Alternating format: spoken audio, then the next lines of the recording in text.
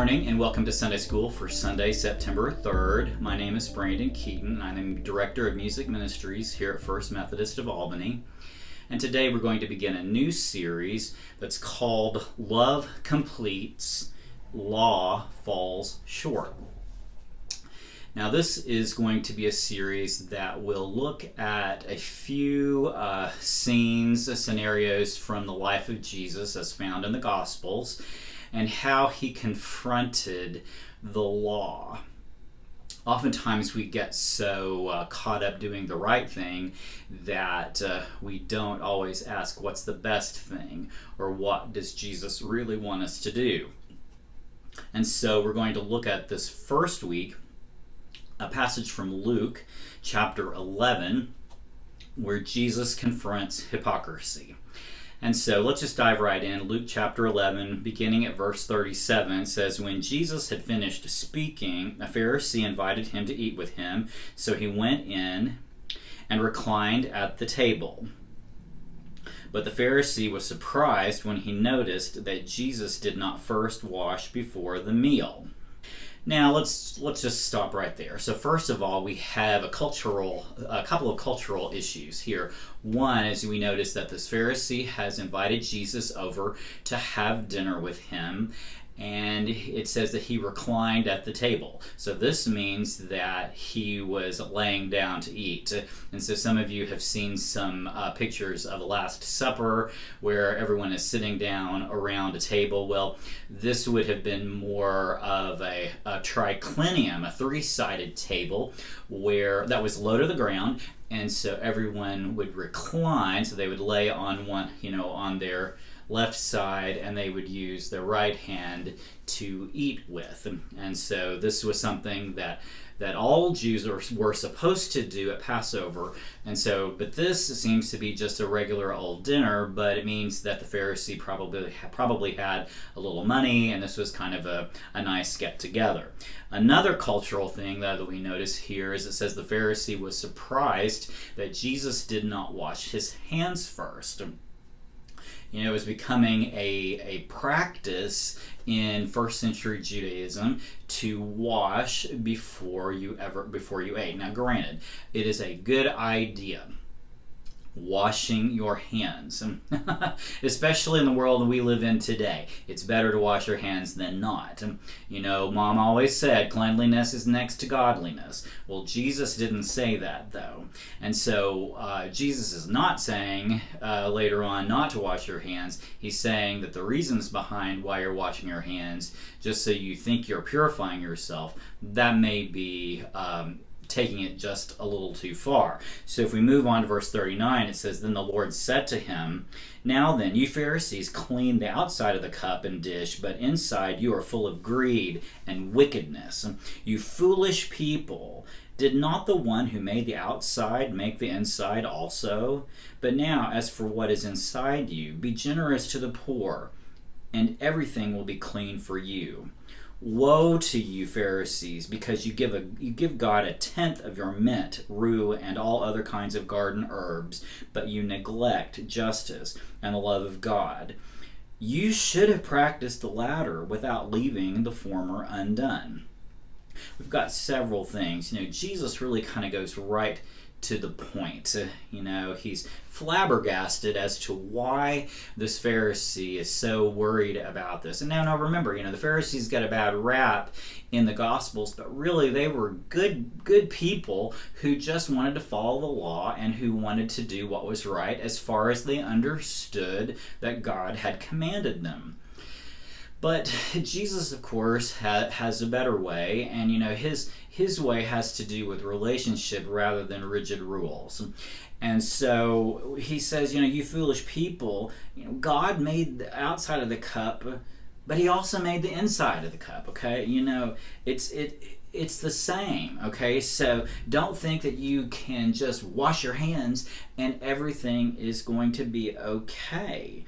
What you need to worry about is what is on the inside. And so he gives us a few examples, being generous to the poor, That's especially important for Jesus's ministry. And then he says, and everything will be clean for you. So if we're clean from the inside, then the things we say, the things we do, are actions that speak far louder than anything we could ever say, actually is clean. It is pure because our motives are poor. Our motives are pure.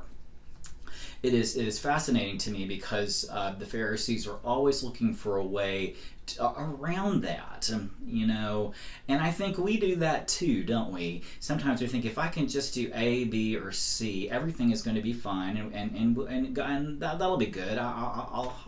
I'll be fine. But the thing is that Jesus is looking for something much more invasive, I guess you would say. He's looking for something that comes from the heart, not just something that comes from our actions. It's always about our motivations. If we go on, then in verse 43, he continues. There's lots of woes in here. And we have to remember, too, that these are the religious people of the time. This is not big old sinners that Jesus is talking to. These are people who know God, okay? Or at least think they do. These are people who have studied, who have tried their best to be close to God. And then Jesus says, no, you're trying too hard. You're trying too difficult. It's supposed to be about loving God and loving your neighbor. Well, verse 43 says, woe to you, Pharisees, because you love the most important seats in the synagogues and respectful greetings in the marketplaces. Who doesn't like it when people see you when you're out and about and you smile and you wave? It makes you feel good. There are times when if I'm not feeling very good about myself, I have to admit that I will go to Publix because I know that I will see people that I know and they will be nice. And so that's kind of funny, and I probably shouldn't tell you that, but it is kind of true. And so there's nothing wrong with that particularly, but again, it's about your motivations. Do you want to look like you're the most important person in the room? I know I'm not the most important person in the room, and so I guess I have to give up on that. Maybe I won't. Well, anyway, you know what I mean. All right, so then verse 44, woe to you because you are like unmarked graves, which people walk over without knowing it. Hypocrisy is such a part of it. It's such a loaded term in our society today. Oftentimes we will hear people say, well, I don't want to go to church because, they're all just a bunch of hypocrites. And, well, everything said, like that is there is some reality and truth to a lot of that there are plenty of hypocrites in church. There are plenty of hypocrites not in the church. That's the thing, is that we all have our areas where we don't necessarily see what's in front of us. Sometimes we are hypocrites without even realizing that we are. And so, and again, what is a hypocrite? It's someone who puts on a face. It's someone who puts on a face, like an actor would have done back in the Greek theater. That means that I'm putting on this face so that nobody knows what I'm really like. And how often do we do that? Really, But there is one thing between putting on a brave face if you're going out and about, and there's another thing altogether when we are with those who are close to us, who like our church family, who care about us.